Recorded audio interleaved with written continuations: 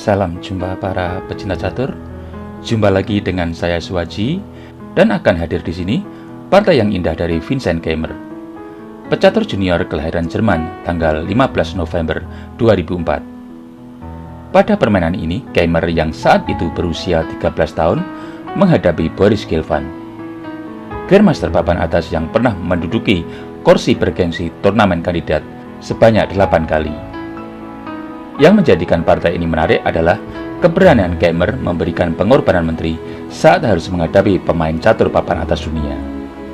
Bagaimana strategi dan manuver Keimer dalam upaya memetik kemenangan dalam partai yang seru dan seram ini? Mari langsung saja kita simak bersama partainya.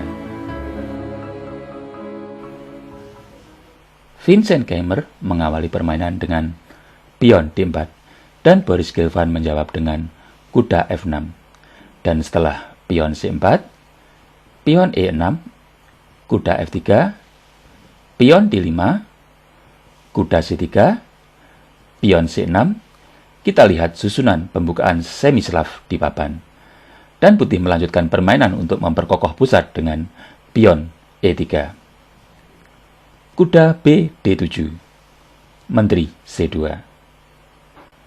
Penempatan menteri yang ideal tidak menghalangi jalannya dua gajah, serta mengontrol diagonal B1H7, serta untuk antisipasi adanya pembongkaran di lajur C. Gajah D6, gajah D3, rokade, rokade. Boris Gelfand juga pernah menggunakan posisi ini saat menghadapi Viswanathan Anand pada turnamen Alekhine Memorial di Petersburg tanggal 1 Mei 2003, yang mana waktu itu Gelfand langsung menciptakan ketegangan di pusat dengan pion E5. Dan Viswanathan Anand membalas dengan pion pukul pion D4. Dan permainan berakhir draw setelah langkah ke-40. Namun pada permainan kali ini, Gelfand memilih memperkuat lajur E lebih dahulu dengan benteng E8. Dan Keimer menjawab dengan pion E4. Untuk menciptakan ketegangan di pusat dan memperluas jangkauan gajah putih petak gelap. Pion pukul pion C4. Gajah pukul pion C4. Pion E5. Benteng D1. Sebagai antisipasi adanya pembongkaran di lajur D. Pion pukul pion D4. Kuda pukul pion D4. Menteri C7. Mencoba menekan pion H2. Dan putih mencegahnya dengan pion G3. Kuda E5. Sentralisasi kuda dengan tempo tekan gajah putih petak terang. Dan gajah mereposisi diri dan balik mengekang gerak-gerik kuda hitam dengan gajah E2. Gajah H3. Gajah G5. Pengembangan gajah sekaligus menekan kuda F6 yang berpotensi menciptakan kerusakan susunan pion hitam. Dan hitam mencegahnya dengan kuda E G4. Gajah F1. Mencoba menyingkirkan gajah hitam yang berpotensi jadi duri dalam tenggorokan. Gajah pukul gajah F1.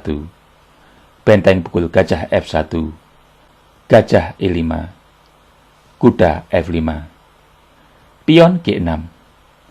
Kuda H6 skak, menawarkan pertukaran untuk mengurangi tekanan hitam di sayap raja. Kuda pukul kuda H6.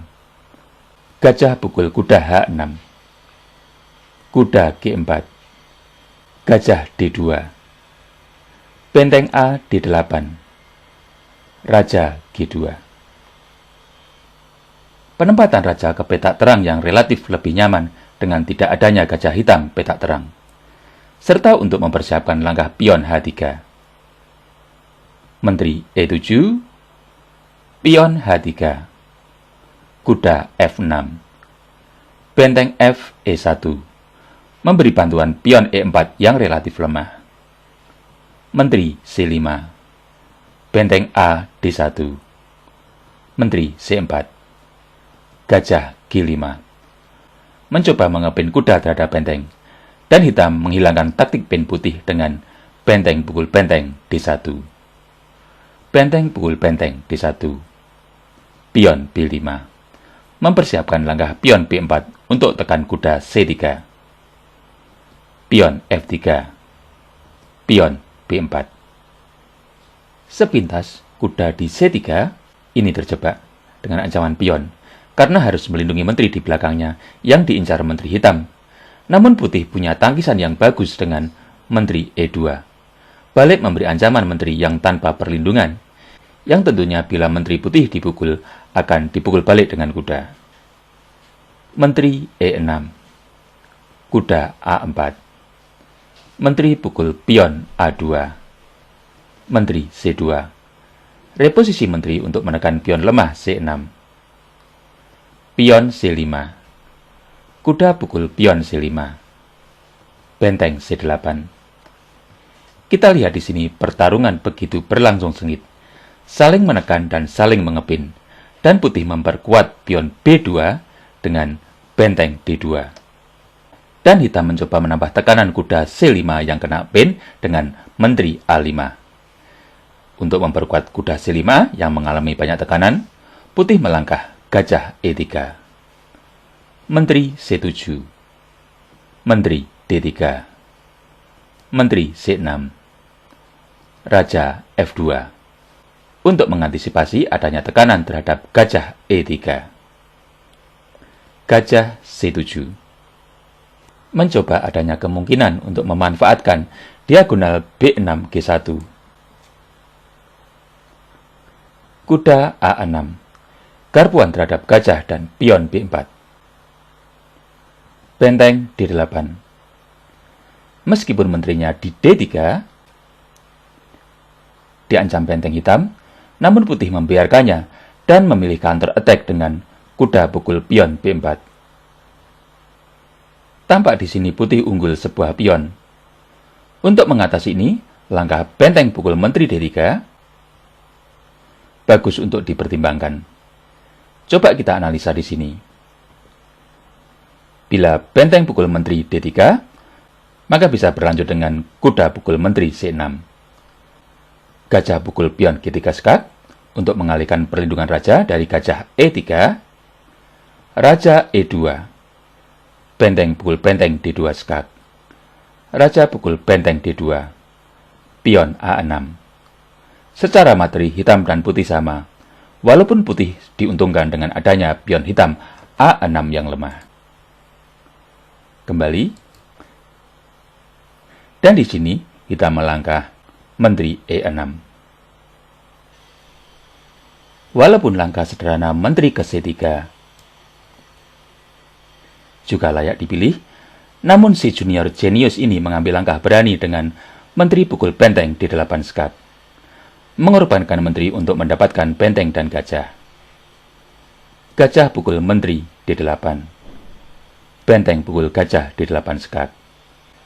Raja G7. Gajah D4. Memberi pin terhadap kuda dan raja. Dan mempertimbangkan langkah kuda D5. Untuk menambah tekanan terhadap kuda F6. Dan raja hitam menghindar dari pin, lalu memilih langkah raja H6. Pion G4. Melindungi pion lemah H3 dan untuk mempersempit ruang gerak raja hitam. Tekanan putih sudah terasa begitu berat bagi hitam.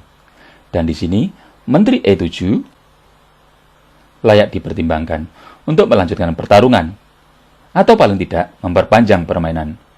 Namun di sini hitam memilih kuda D7, dengan tujuan memberi pion F maju, untuk merusak susunan pion-pion putih yang cukup terkoordinasi dengan baik. Namun di sisi lain membuat diagonal C3H8, dan petak D5 jadi lemah. Dan kuda putih yang telah lama menunggu kesempatan ini tidak menyia-nyiakan keberuntungan ini dengan kuda D5. Pion F5.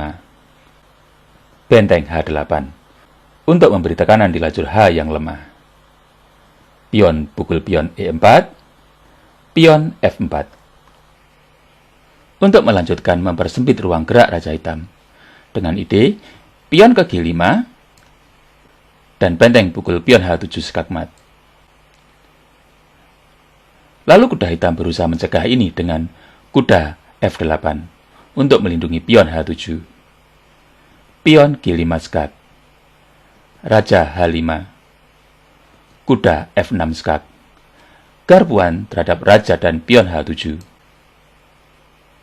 Raja H4. Kuda pukul pion H7.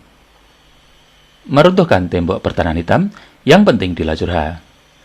Dan kuda putih dengan benteng siap berkolaborasi untuk melancarkan taktik discover check atau langkah temuan dengan kuda ke F6 yang bisa berujung skakmat.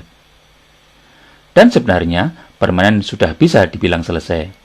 Namun hitam masih melanjutkan dengan pion E3 skak. Dan setelah gajah pukul pion E3, hitam menyerah. Dengan adanya ancaman di lajur H yang begitu berat, dan manuver kuda putih pukul kuda F8 atau kuda ke F6. Sungguh hebat permainan si kecil saat menghadapi Grandmaster papan atas dunia. Demikianlah para pecinta catur.